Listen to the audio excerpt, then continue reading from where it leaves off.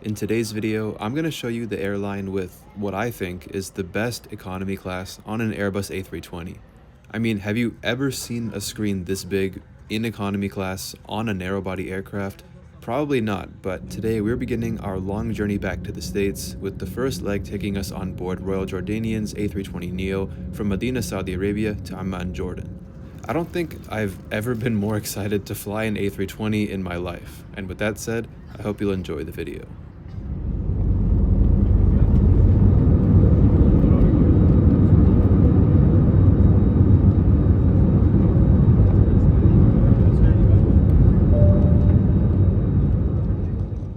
Good evening from Prince Mohammed bin Abdulaziz International Airport here in Madinah, Saudi Arabia. Immediately upon seeing this terminal, there is no mistaking that you are indeed in Madinah, as the terminal design here is heavily inspired by the famous tents at Masjid al-Nabawi, the Prophet's Mosque, sallallahu alaihi wasallam, here in the city. Now, this is actually not my first time at Madinah Airport within the past 24 hours. Earlier that morning, around 2 or 3 a.m., I had come to the airport to try and get on an earlier flight back home. At this time, the Middle Eastern conflict was still raging, and Royal Jordanian was offering passengers free ticket changes, and so I wanted to try and get back home earlier and avoid the overnight layover in Amman that I was originally booked for. Long story short, all of the flights were full, but I can't complain about having another full day in one of the best cities in the world. Overall, the check-in process was easy. I requested window seats for both flights and was granted them, and the following security and passport control checks were completed within 5 minutes.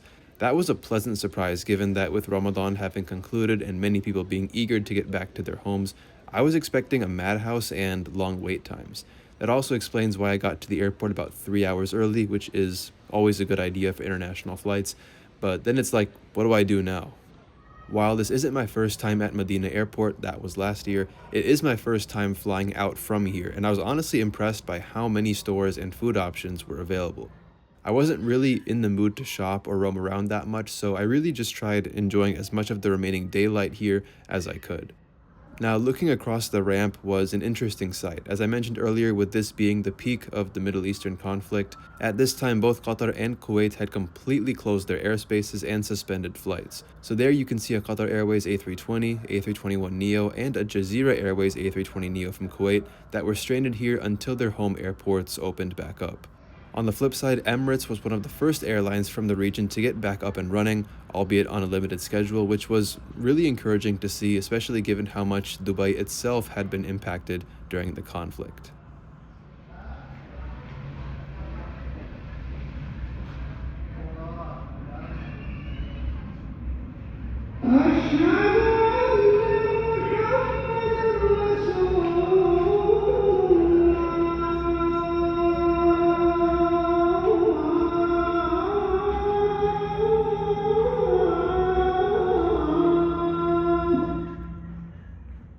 With Medina being one of the holiest cities in Islam, the airport sees a diverse range of airlines from all over the world. While this Saudia A321neo is not a really great illustration of that, this Air Algerie A330-200 is, as it heads out to Constantine.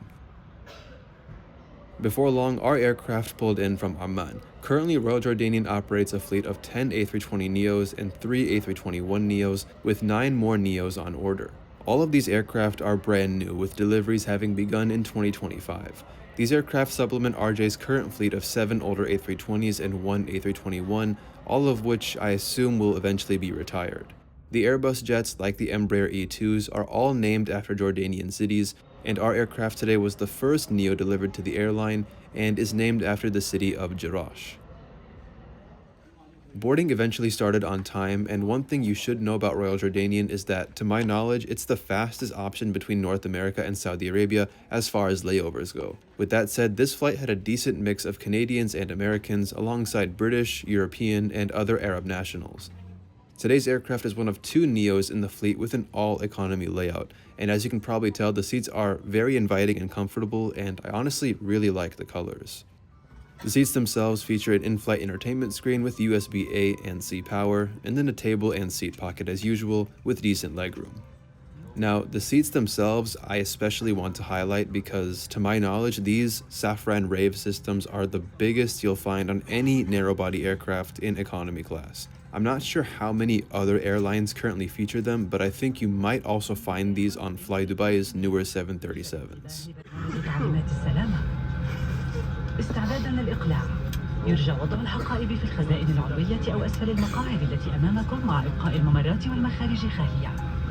يجب ربط الأحزمة، وضع المقاعد في الوضع العمودي المعتدل، إغلاق الشاشات التي أمامكم وإغلاق طاولات الطعام ومسند القدمين، والتأكد من فتح ستائر النوافذ بجانبكم أثناء مسير الطائرة أو أثناء الإقلاع والهبوط. لربط حزام المقعد، لإحكامه، لفك حزام المقعد. المقاعد في درجة كراون مزودة بحزام كتف. قم بتثبيته كما هو موضح. Exits may be used as flotation aids. A life vest is located under your seat or between the seats. When instructed by your crew, remove them.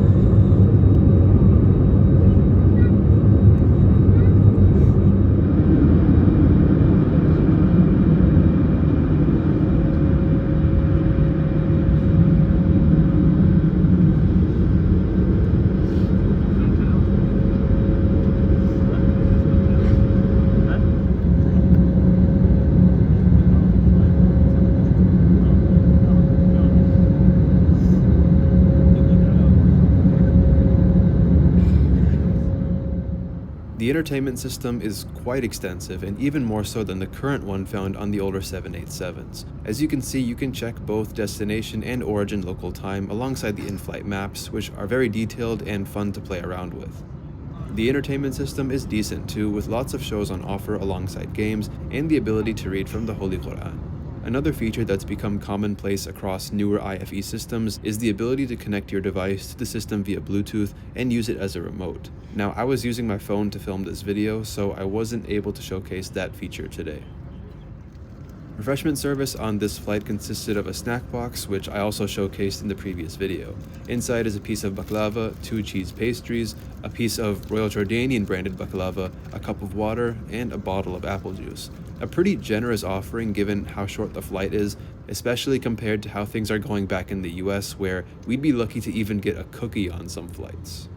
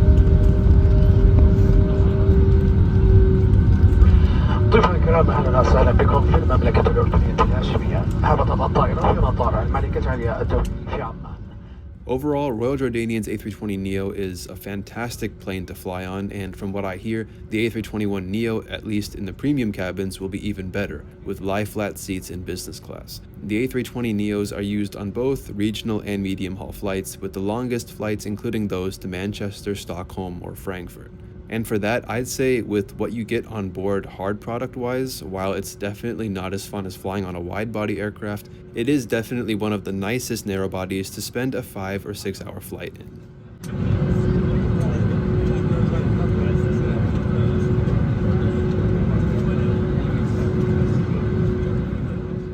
We were booked for a 13-hour overnight layover in Amman, and so the last part of this video will cover the transit hotel process here. If you're flying in economy class and have a layover of at least 8 hours, or business class with a layover of at least 6 hours, Royal Jordanian will generally offer you a complimentary hotel for that stay. Now, there are specific terms and conditions that your itinerary must satisfy to be eligible for this criteria, and I'll leave a link in the description with more information. At least 40 people on our flight were on long overnight layovers, all of us going to either the US, Canada, or the UK, since Royal Jordanian's bank of flights going out to these countries depart in the morning hours. Once you disembark your flight in Amman, you'll go to the dedicated Amman Airport Hotel transfer desk, which is located right next to transit security. And I'm just going to say this now, at least in Amman, this entire process requires a lot of patience because it's not very efficient. It took 2 hours from the time we got off the plane to when we got into the hotel room, that too at an airport hotel.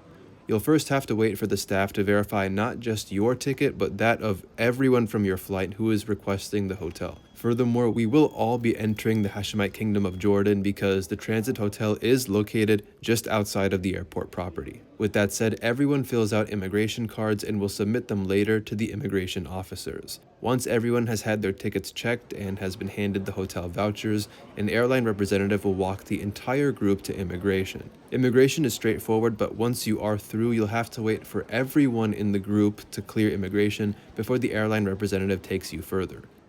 It is a very relaxed but also chaotic and annoying process, but honestly, it was worth it to get that passport stamp and say I've actually been to Jordan. And overall, it's a very awesome offering by Royal Jordanian by offering this complimentary hotel. I'd rather have that than spending 13 hours trying to sleep on airport benches. Eventually, we're all led outside and up to the departure level of the terminal where we'll catch a bus over to the Amman Airport Hotel.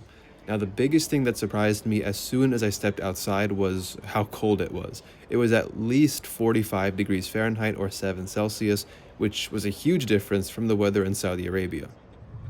Eventually, we all piled into the Royal Jordanian branded bus, which was so cool to see, and drove about 5 minutes to the hotel. Upon check-in, you'll hand the receptionist your hotel voucher and they'll assign you to a room. And here we are. We'll talk more about the hotel stay in the next episode, but until then, thank you so much for watching. Take care, everyone, and I'll see you in the next one. Ma salama.